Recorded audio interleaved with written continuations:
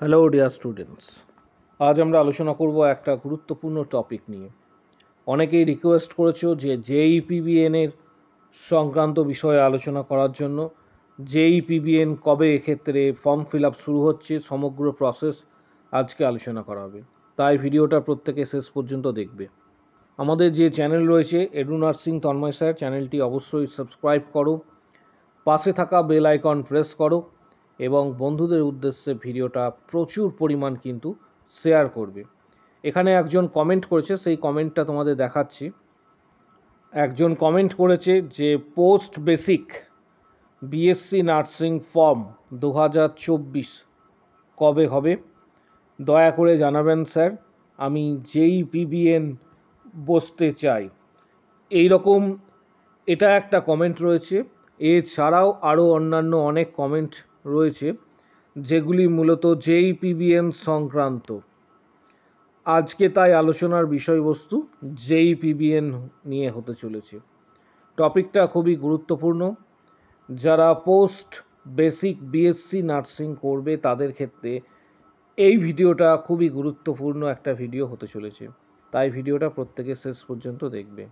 জেইপিবিএন 2024 এক্ষেত্রে তোমাদের টেন্টেটিভ বোর্ডের তরফ থেকে একটা টেন্টেটিভ এক্সামের ডেট কিন্তু দেওয়া হয়েছে 30/6/2024, কিন্তু এখানে লেখা রয়েছে tentative date to start online application will be announce shortly. এখনও পর্যন্ত কিন্তু ফর্ম ফিল আপ শুরু হয়নি।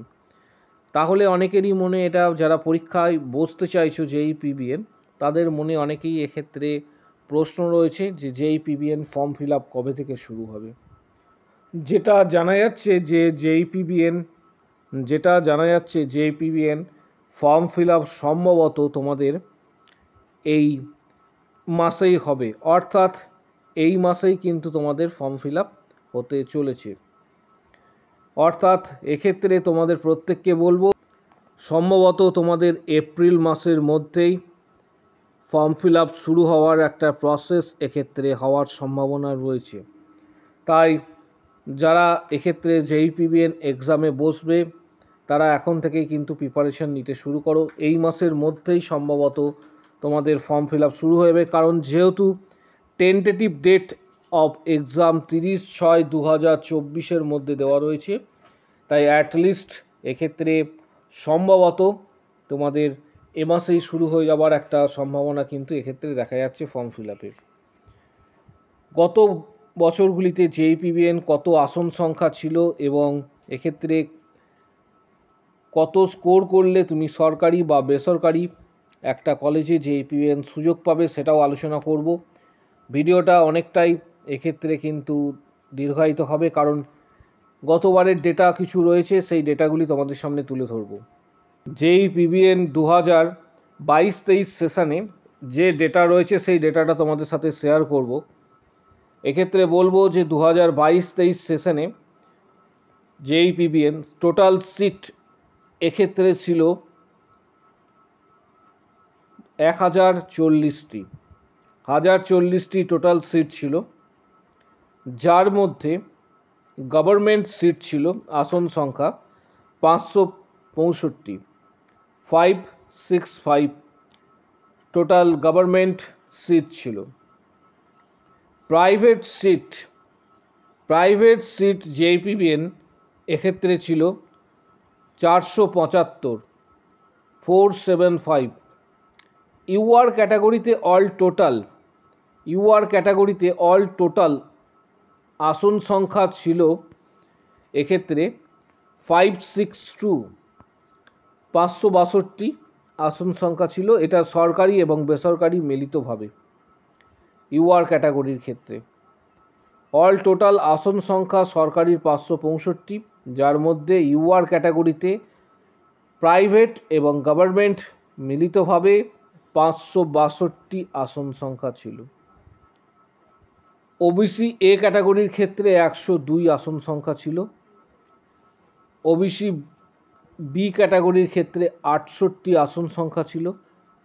এসসি ক্যাটাগরির ক্ষেত্রে 201 আসন সংখ্যা ছিল।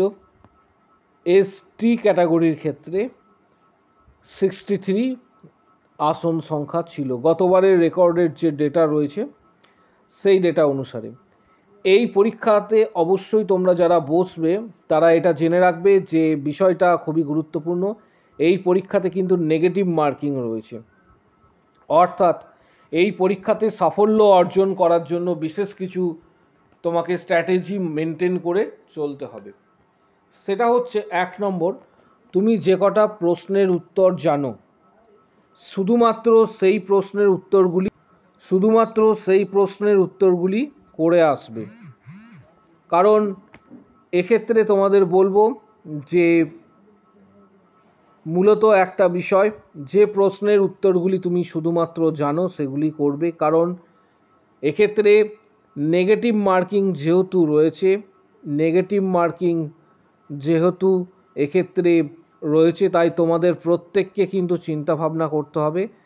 অজানা প্রশ্নের উত্তর করার আগে ভাবনা চিন্তা করতে হবে, কারণ যে কটা প্রশ্ন ঠিক করে আসবে সেগুলোও কিন্তু নেগেটিভ মার্কিংয়ের আন্ডারে। যদি নেগেটিভ করে আসো তাহলে সেখান থেকে কিন্তু মাইনাস হবে, এবং তোমাদের র্যাঙ্কিংয়ের তুমি যে মার্কস পাবে, অর্থাৎ টোটাল যে মার্কস তুমি এক্ষেত্রে পাচ্ছ, সেই মার্কসের ওপর নির্ভর করে তোমার কিন্তু জিএমআর র্যাঙ্ক তৈরি হবে, অর্থাৎ জেনারেল মেরিট র্যাঙ্ক এক্ষেত্রে তৈরি হবে, এবং এই র্যাঙ্কের ওপর নির্ভর করেই তোমার কিন্তু কাউন্সেলিং হবে। অর্থাৎ যতটা ভালো স্কোর করবে জিএমআর র্যাঙ্ক তত ভালো হবে, এবং তত সেরা কলেজ বা গভর্নমেন্ট কলেজে হওয়ার সম্ভাবনা ততটা কিন্তু এক্ষেত্রে অধিক থাকবে।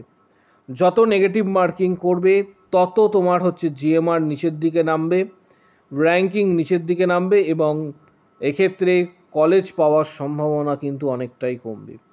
বিষয়টা গুরুত্বপূর্ণ, কারণ প্রত্যেকেই কিন্তু স্টাডিজ করছো, আর বিগত বছরের JEE-PBN এর কোশ্চেন্স অনেকেই জানতে চেয়েছো। এখানে ওয়েবসাইটে আসার পর ওল্ড কোশ্চেন্স পেপার যে সেকশনস রয়েছে, এই ওল্ড কোশ্চেন্স পেপার সেকশনে ক্লিক করবে। ক্লিক করার পর তোমার সামনে এইভাবে ইন্টারফেস চলে আসবে। এখানে JEE-PBN সিলেক্ট করবে। JEE-PBN সিলেক্ট করার পর বিগত বছরে যে কোশ্চেন্সগুলি রয়েছে সেগুলো তুমি অনায়াসে ডাউনলোড করে নিতে পারবে এখান থেকে। এর জন্য কারোর হেল্পের তোমার প্রয়োজন নেই। এখানে ক্লিক করার পর এখানে ক্লিক করতে হবে। এখানে বিগত বছরের JEE-PBN যে সমস্ত এক্সাম হয়ে এসছে সেই সমস্ত এক্সামের কোশ্চেন্স কিন্তু তোমরা এখান থেকে পেয়ে যাবে। এবার কতটা র্যাঙ্ক করতে হবে JEE-PBN এক্সামে, প্রথমেই বললাম তোমাদের স্ট্র্যাটেজি, এবং লাস্টে বলবো কোন কোন বই তোমরা এক্ষেত্রে পড়বে। JEE-PBN 2023-24 সেশনে যে বিষয়টা গুরুত্বপূর্ণ ছিল সেটা হচ্ছে কাট অফ, অর্থাৎ 22-23 সেশনে গুরুত্বপূর্ণ ছিল কাট অফ, 23-24-এও গুরুত্বপূর্ণ হবে কাট অফ। অ্যাপ্রক্স এখনও যেহেতু তোমাদের এক্সাম হয়নি, ফর্ম ফিল আপ হয়নি, তবু একটা তোমাকে সার্টেন টার্গেট মেনটেন করে তোমাকে চলতে হবে, যে কতটা পরিমাণ মার্কস তুমি রাখলে এক্ষেত্রে সরকারি হওয়ার একটা সম্ভাবনা কিন্তু থাকছে। বিশেষত ইউআর ক্যাটাগরির ক্ষেত্রে যে জিএমআর এখানে খুব একটা ইম্পর্টেন্ট, তার থেকে বড় ইম্পর্টেন্ট হচ্ছে মার্কস। ইউআর ক্যাটাগরির ক্ষেত্রে JEE-PBN যারা একে পরীক্ষায় বসবে তারা চেষ্টা করবে 48 থেকে 52-র মধ্যে স্কোর রাখার। 48 থেকে গভর্নমেন্ট পাওয়ার জন্য 48 থেকে 52-র মধ্যে স্কোর রাখার চেষ্টা করবে। যদিও এখানে বলা হয়েছে 50, বাট সেফেস্ট স্কোর, তার পাশাপাশি সেরা কলেজ 52 এর মার্কসের ওপরে গেলে কিন্তু একটা ভালো বেনিফিট তোমার থাকবে। এটা গভর্নমেন্ট কলেজের ক্ষেত্রে বললাম। প্রাইভেট কলেজের ক্ষেত্রে ইউআর ক্যাটাগরি 40-এর ওপর রাখতে হবে, 40+ এর ওপরে রাখলে অনেকটা তোমার সুযোগ থাকবে, এবং এক্ষেত্রে গভর্নমেন্ট কলেজ হয়তো তুমি পাবে না, কিন্তু প্রাইভেট কলেজের সুযোগ থাকছে 40+-এর। র্যাঙ্কিং কত হতে হবে? ইউআর ক্যাটাগরির ক্ষেত্রে চেষ্টা করবে যে তোমাদের প্রত্যেকের র্যাঙ্ক ইউআর ক্যাটাগরির ক্ষেত্রে যারা বিলং করছো 1 থেকে 250-র মধ্যে 1 থেকে 250-র মধ্যে ডেফিনেটলি রাখার চেষ্টা করবে, বড় জোর এক্ষেত্রে 300-র মধ্যে তোমার র্যাঙ্কিং অবশ্যই রাখার চেষ্টা করবে, তার বেশি হলে কিন্তু কলেজ পাওয়ার সম্ভাবনা অনেকটাই কম হবে। ওবিসি এ ক্যাটাগরির ক্ষেত্রে যারা রয়েছে, ওবিসি এ ক্যাটাগরির যারা স্টুডেন্ট, তাদের ক্ষেত্রে বলবো যে 42 থেকে 45-এর মধ্যে কিন্তু এক্ষেত্রে মার্কস তোমাদের কিন্তু রাখতে হবে। 42 থেকে 45-এর মধ্যে মার্কস রাখলে এক্ষেত্রে তুমি কিন্তু গভর্নমেন্ট কলেজ পাওয়ার একটা সম্ভাবনা থাকবে 42 থেকে 45-এর মধ্যে।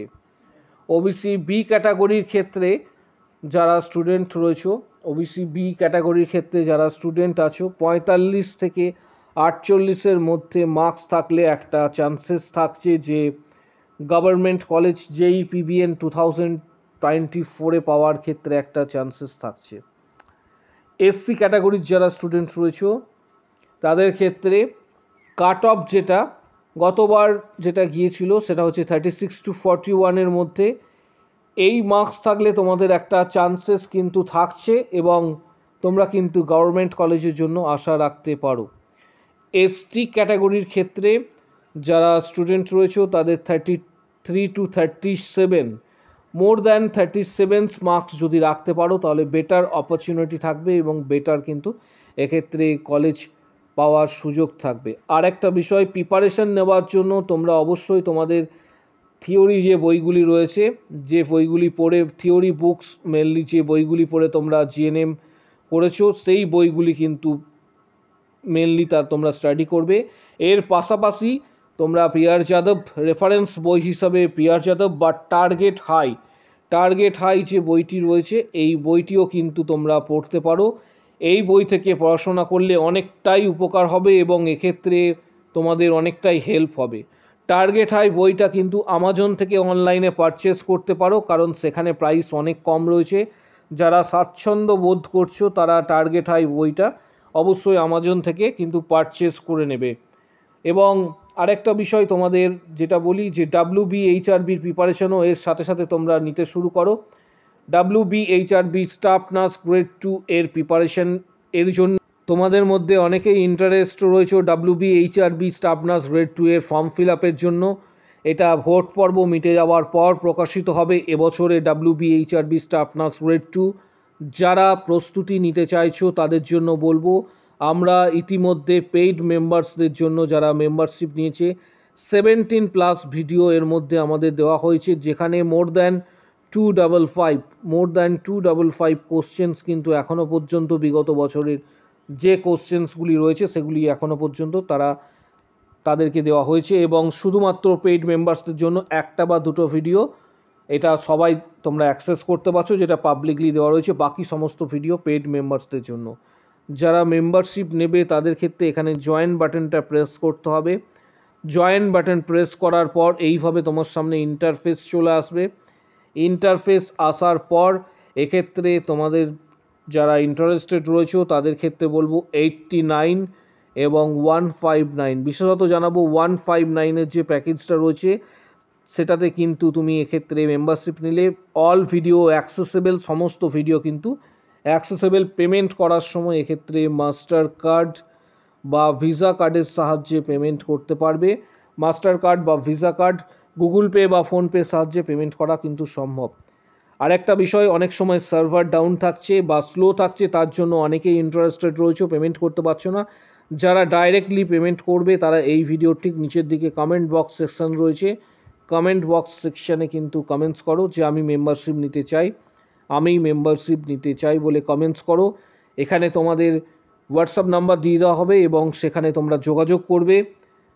তারপরে সেখানে পেমেন্ট করার পর তোমরা 255টি যে কোশ্চেন্সগুলি অলরেডি দেওয়া হয়েছে সেই সমস্ত কোশ্চেন্স কিন্তু হোয়াটসঅ্যাপের মারফত তোমরা কিন্তু পেয়ে যাবে।